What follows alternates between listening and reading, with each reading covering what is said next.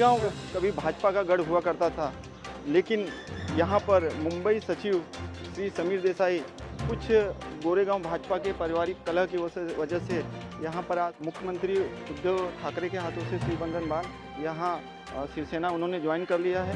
उनके साथ उनके सहयोगी और समर्थकों ने भी शिवसेना ज्वाइन कर लिया है।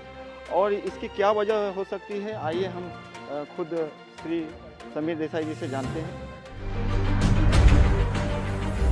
तो ये अचानक कैसे आपने ये डिसीजन ले लिया, क्योंकि आप एक अंतर्राष्ट्रीय जो कि बीजेपी बहुत बड़ी पार्टी है, उसमें एक पदाधिकारी होने के बावजूद आपने इतना बड़ा डिसीजन लिया?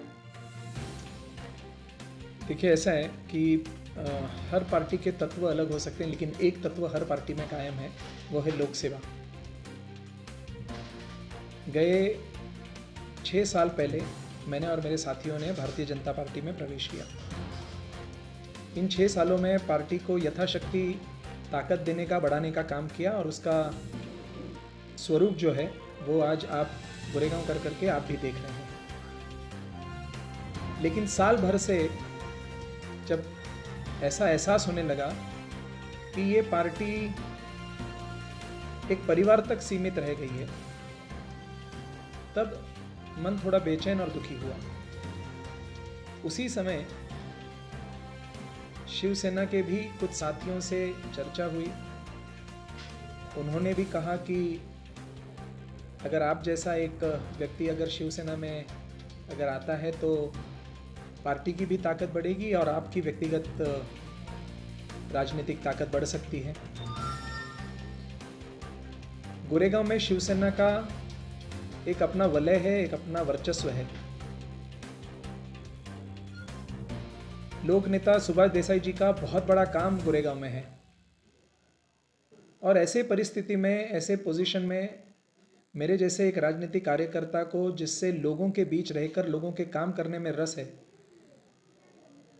मेरी राजनीतिक समझ ने ये कहा कि शिवसेना एक बेहतर पार्टी रहेगी जहां पर गुणों को, टैलेंट को रिकॉग्निशन मिलता है।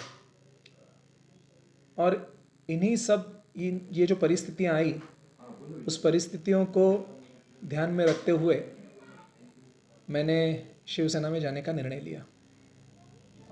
जब आपने करवटें ली है, गोरेगांव विधानसभा में बहुत बड़ा भूचाल जैसा आया है। भूचाल इसलिए कह रहा हूँ कि कल से लेकर आज तक हमने भी बहुत सारी चर्चाएं सुनी। आपके गोरेगांव की विधानसभा में 58 से लेकर 57 और 56 तक कहीं ना कहीं ये चर्चा हो रहा है कि अब यहाँ से बीजेपी की पत्ता साफ हो सकती है।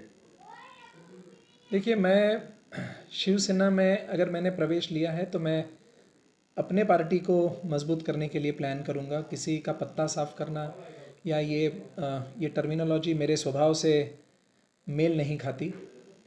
लेकिन ये गोरेगांव के लोगों का एक प्यार, एक विश्वास तो ज़रूर है कि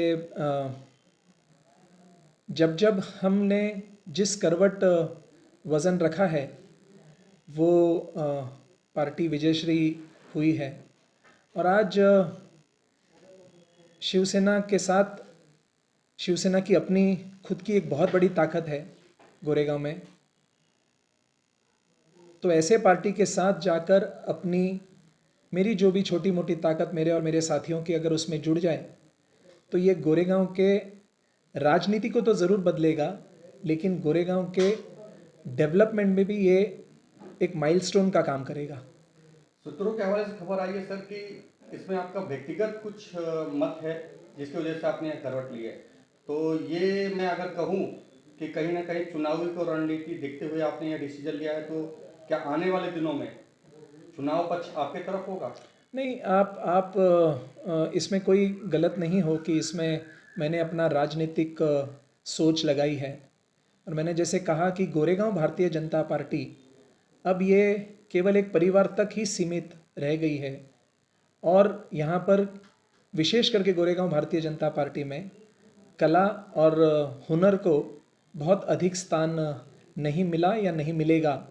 ये जब जानकर और ये समझकर और इन सारी परिस्थितियों को देखकर मैंने ये निर्णय लिया है, क्योंकि मैंने जैसे कहा, मैं एक सामाजिक और एक राजनीतिक विद्यार्थी हूँ और लोगों के बीच रहकर काम करना यही एक चीज़ मुझे आती है और अच्छी भी लगती है। लोगों को क्या संदेश देना चाहेंगे जो आपको एक समीर देसाई और बीजेपी नेता मान के चलते थे, अब आप इलेक्शन में उनके विरोध में रहोगे तो उन्हें क्या जवाब देना चाहोगे? नहीं, मैं लोगों से, आम गोरेगांवकर से ये मेरी अपील रहेगी कि मैंने हमेशा निशानी परे रखकर लोगों के साथ व्यक्तिगत संबंध बनाने का प्रयास किया है। इस गोरेगांव में गए 20 साल से पार्टी से परे होकर मैंने लोगों के बीच रहकर लोगों की सेवा करने का एक प्रयास किया है।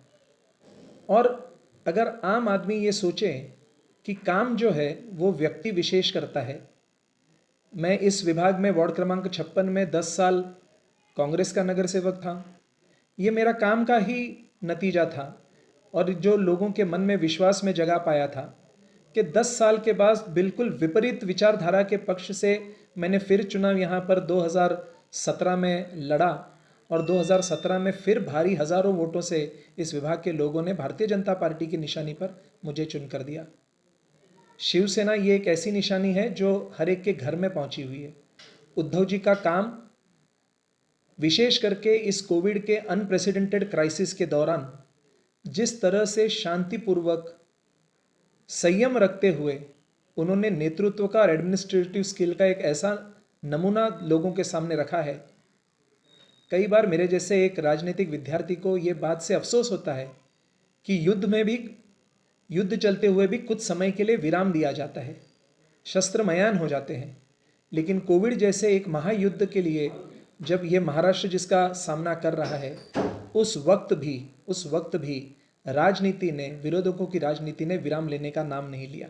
लेकिन उसके बावजूद जिस संयम से, जिस कंपोज से उद्धव जी ने काम किया है और मुंबई को इस भारी संकट से बाहर लेकर आए हैं, मैं और मेरे जैसे कई ऐसे मुंबईकर उनके इस काम को देखकर प्रेरित हुए हैं, इम्प्रेस हुए हैं। और ये भी एक बहुत बड़ा रीज़न था कि जो हमने निर्णय लिया कि हम जाकर अब शिवसेना में यहाँ पर देसाई साहब का और वहाँ पर उद्धव जी के हाथ मजबूत करेंगे।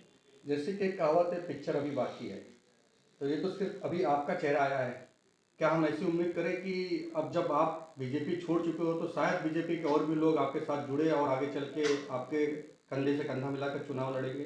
देखिए, जो इस गोरेगांव के हित में सोचेगा, और मैं समझता हूँ हर एक कार्यकर्ता भारतीय जनता पार्टी के भी कई ऐसे होंगे जिनको लगता है कि गोरेगांव के राजनीति में, गोरेगांव के काम करने के तरीके में, गोरेगांव में लोगों के समस्या सुलझाने के तरीके में बहुत बड़ा बदलाव आना चाहिए।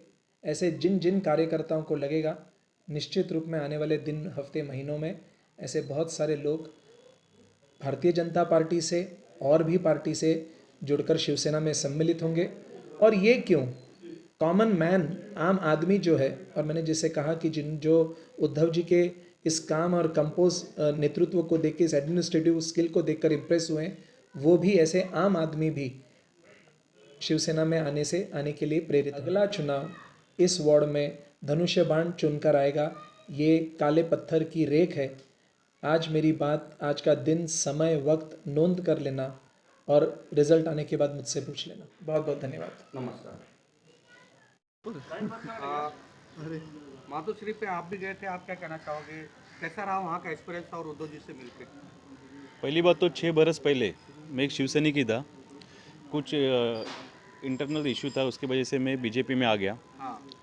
और फिर अपने घर में जाते टाइम मुझे बहुत अच्छा लगा कि मेरे घर में ही गया हूँ, ऐसा लग रहा था। हाँ। और मैं थोड़ा भावुक हो गया था वहाँ पे जाकर। अच्छा, तो अब आपकी रणनीति क्या होगी? बाद इसी साहब के मार्गदर्शन पर और समीर देसाई जी के नेतृत्व पर ये पूरे गोरेगांव में, स्पेशली मेरे वार्ड क्रमांक 56 में शिवसेना संगठन मजबूत करेंगे।